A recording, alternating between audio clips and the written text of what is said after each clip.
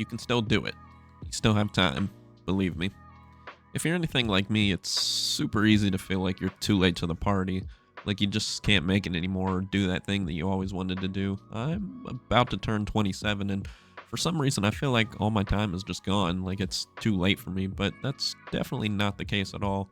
Now, that's not to say that there isn't any time limit on some ventures. Like, obviously, no one is going to be a professional athlete at, say, 50 years old, and many things have hard set actual age restrictions, but we definitely give ourselves a hard time on many artificial time limits that we put on ourselves in these things.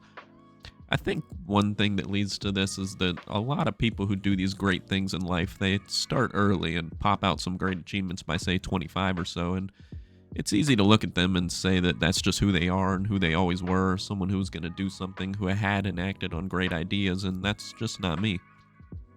This sort of gets out of hand with social media and the internet because now you can just look anywhere and see tons of teenage millionaires flaunting their money on TikTok, Instagram, and whatever else.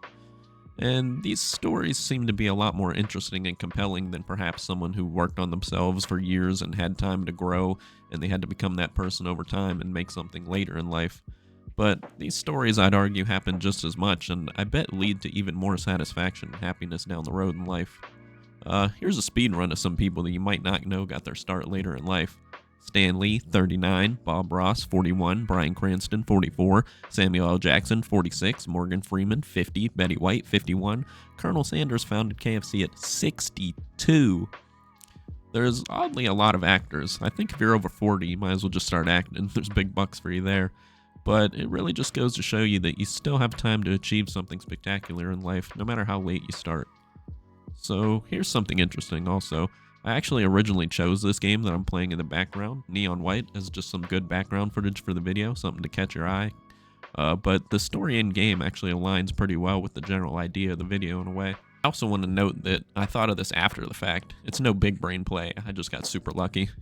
In the game, our main man here, White, is in the afterlife with his old gang, and slowly through the game, he's fixing his relationships with them bit by bit and one by one.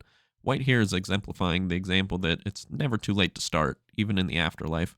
Although honestly, if I were you, I probably wouldn't wait that long.